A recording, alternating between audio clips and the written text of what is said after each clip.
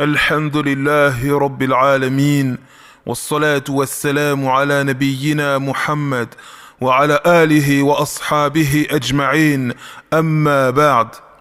Mes très chers frères, mes très chères sœurs, Hafizakumullah wa ra'akumullah, qu'Allah vous préserve, qu'Allah vous protège, vous et vos proches.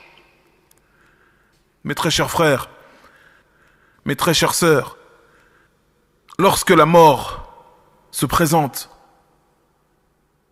lorsque l'échéance de la vie d'une personne est arrivée à son terme, lorsque vient le moment de rendre l'âme, quelques instants avant de mourir, eh bien, la personne qui était dans les péchés, la personne qui était négligente vis-à-vis d'Allah, la personne qui prenait la religion en raillerie et ne faisait pas preuve de sérieux dans sa relation avec le Seigneur des cieux et de la terre, cette personne souhaiterait qu'on lui accorde un délai supplémentaire.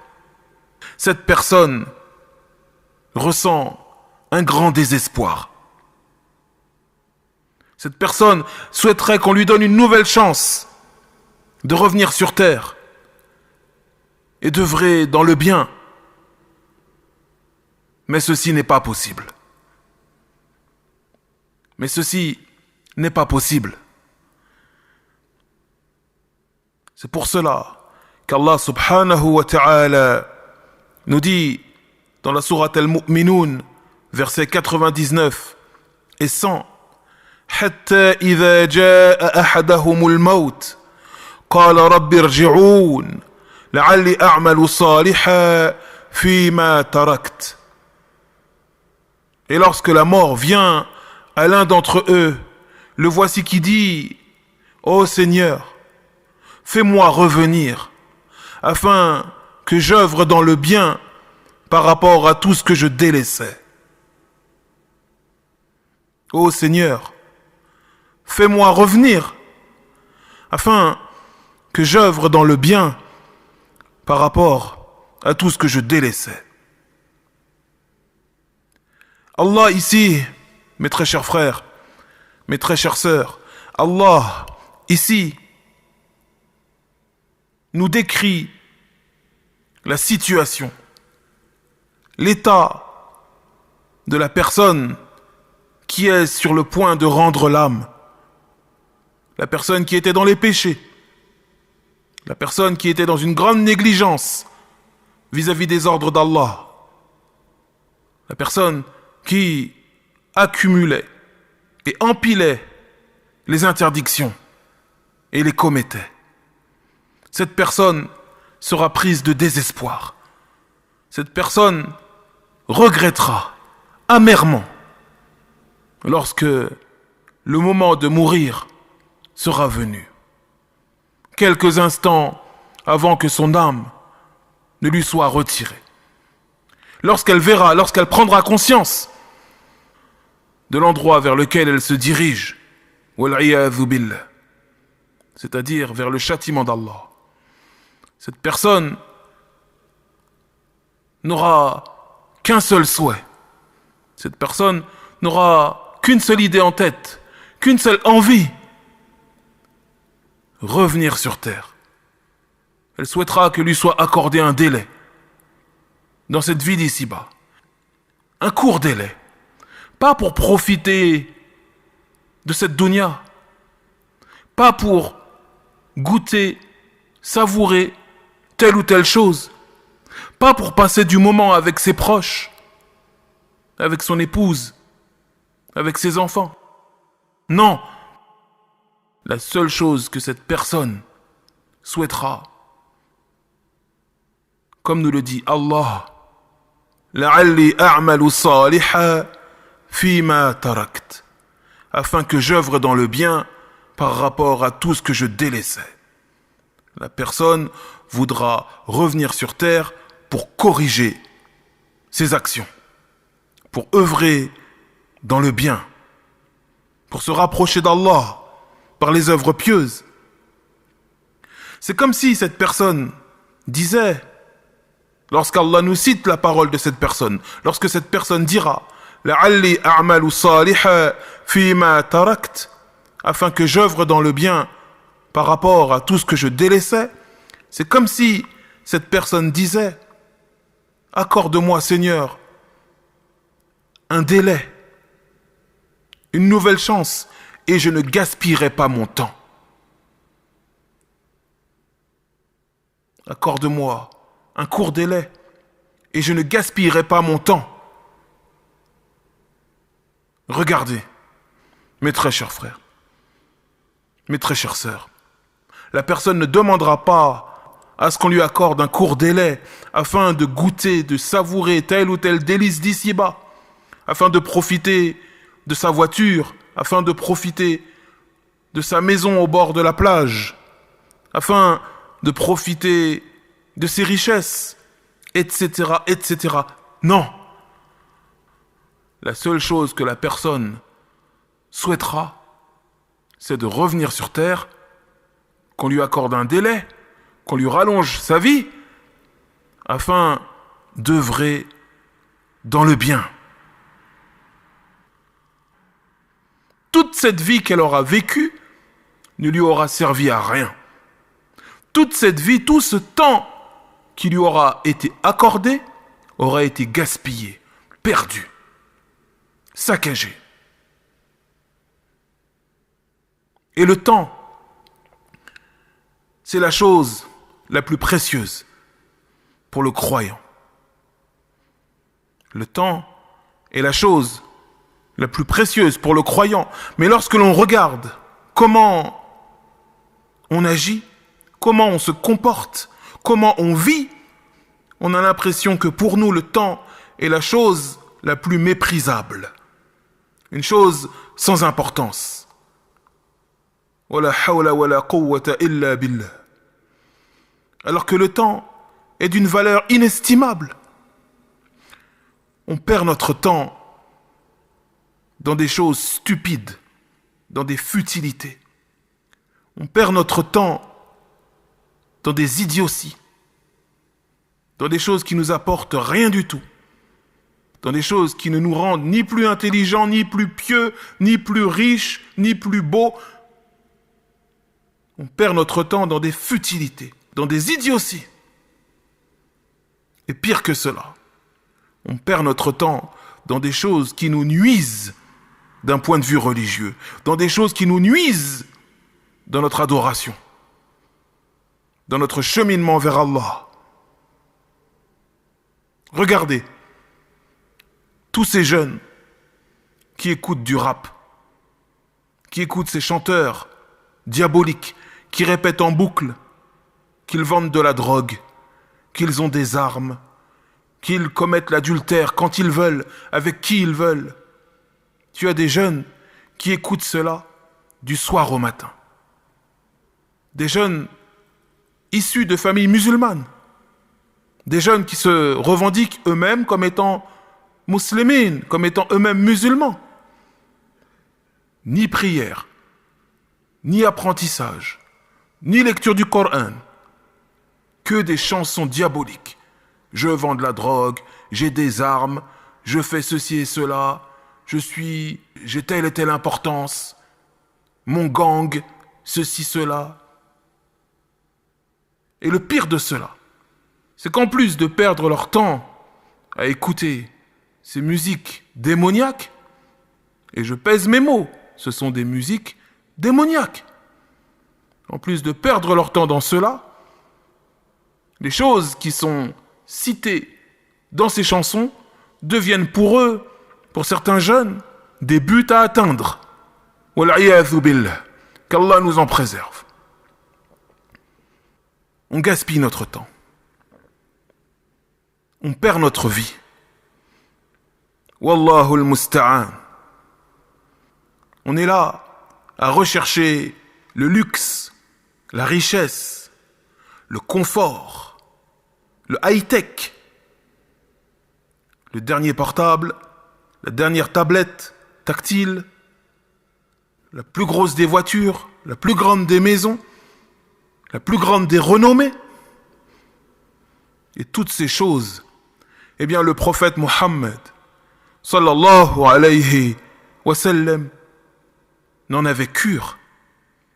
Toutes ces choses n'intéressaient pas le meilleur des êtres humains ayant marché sur terre, le prophète Mohammed, sallallahu alayhi wa sallam. C'est ainsi qu'il disait dans le hadith qui est fiable, Hassan, rapporté par l'imam at-Tirmidhi, il disait Ma li walid dunya, ma ana fi dunya illa karakib istadalla tahta shajara thumma raha wa tarakaha. Il disait qu'est-ce qu'elle me veut cette dunya? Je n'ai rien à voir avec elle. Elle n'a rien à voir avec moi. Je suis tel un cavalier s'étant arrêté à l'ombre d'un arbre pour se reposer, puis ayant repris son chemin et ayant délaissé cet arbre.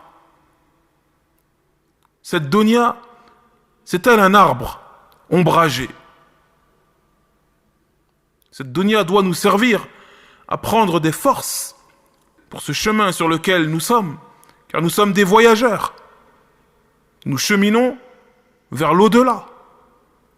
Il ne s'agit pas de considérer cette vie d'ici-bas comme étant éternelle, comme étant le but à atteindre. Non, cette vie d'ici-bas ne vaut rien du tout. Ceci ne veut pas dire que la personne doit vivre en ayant des pensées morbides et en délaissant tout, en n'accordant aucun crédit à quoi que ce soit d'ici-bas. Non, mais cette dunya n'est qu'un moyen. Ce n'est pas un but en soi.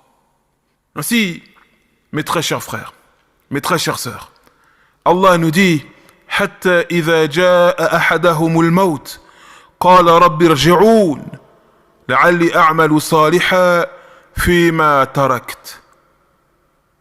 Allah nous dit, lorsque la mort vient à l'un d'entre eux, le voici qui dit, ô Seigneur, fais-moi revenir, afin que j'œuvre dans le bien par rapport à ceux que je délaissais. Que répond Allah? Kalla, innaha kalimatun huwa qailuha. Eh bien non, ce n'est qu'une parole qu'il prononce par sa bouche. En d'autres termes, il n'y aura pas de retour. Ce n'est pas possible. Allah a décrété que lorsqu'une personne arrive au terme de sa vie, eh bien elle ne peut ni avancer, ni retarder l'échéance de la moindre seconde. Quand le moment est venu, il est venu. Et il n'est pas possible de revenir sur terre pour œuvrer. Ceci n'est pas possible. C'est trop tard. Et lorsqu'Allah nous dit Innaha kalimatun huwa qailuha, ce n'est qu'une parole qu'il prononce de sa bouche, c'est-à-dire que cette personne qui exprime ses regrets n'est même pas véridique en vérité. Si on la renvoyait sur terre, elle referait les mêmes choses. Elle retomberait dans les interdits, dans la désobéissance à Allah, subhanahu wa ta'ala. Elle referait les mêmes choses.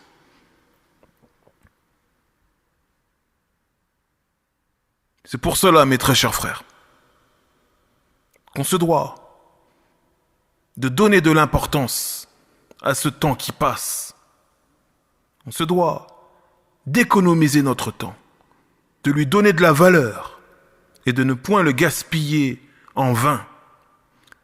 Et regardez le grand conseil que donnait Al-Hassan al-Basri, rahimahullah. Il disait Ya ibn Adam, innama anta ayyam, kullama dhahaba yawmun, dhahaba ba'duk. Il disait, ô être humain, tu n'es en vérité qu'une somme de jours additionnés. Chaque jour qui passe, est une partie de toi qui s'efface. Et c'est la vérité. Nous sommes, chacun d'entre nous, une somme de jours accumulés. Et chaque jour qui passe est un jour qui nous rapproche de notre mort. Chaque jour qui passe est un jour sur lequel on ne peut pas revenir. Et il est rapporté également qu'un jour, Al-Hassan al-Basri a voulu exhorter une personne qui était dans des péchés apparents, dans des péchés manifestes, au vu et au su de tout le monde. Alors il l'a pris avec lui et l'a emmené dans un cimetière. Et il lui a dit, regarde, si tu étais à la place de l'un de ces morts enterrés, quel serait ton plus grand souhait? Quelle serait la chose que tu aimerais le plus si tu étais à la place de l'un de ces morts, si tu étais mort? Quelle serait la chose que tu souhaiterais le plus? Alors la personne a répondu, j'aimerais qu'Allah me renvoie sur terre afin d'œuvrer dans le bien, contrairement à ce que je fais actuellement. Il a pris conscience. Il a exprimé la vérité. Alors Al-Hassan al-Basri lui a dit, tu es actuellement dans ce que tu voudrais le plus. Alors œuvre. En d'autres termes, tu es encore vivant. Alors tu peux rattraper tout ce que tu as délaissé. Tu peux corriger tout ce que tu as fait de mal. Œuvre. Agis. Et c'est ainsi que nous nous devons d'être tous. C'est ainsi que nous nous devons d'être tous. On se doit d'agir dans le bien, véritablement. Car nous avons cette chance, cette opportunité d'être en vie par la grâce d'Allah. Et les adorations sont nombreuses. Et les moyens de se rapprocher d'Allah sont nombreux. Et ils sont connus. Alors il s'agit d'agir dans le bien, d'œuvrer dans le bien, de nous écarter du mal, de nous écarter des péchés, des désobéissances. Il s'agit de nous rapprocher d'Allah subhanahu wa ta'ala, véritablement, sincèrement, authentiquement, afin de ne pas être parmi ceux qui diront au jour de la résurrection ou au jour de leur mort, Ya laytana ata'na Allah wa ata'na ar-Rasoul sallallahu alayhi wa sallam. Ô pauvres de nous, nous aurions mieux fait d'obéir à Allah et d'obéir aux messagers. Qu'Allah nous pardonne tous nos fautes, nos péchés, nos négligences. Qu'il raffermisse nos pas, notre clairvoyance sur la voie des pieux prédécesseurs. هذا وصل اللهم على نبينا محمد وعلى آله وأصحابه أجمعين والحمد لله رب العالمين.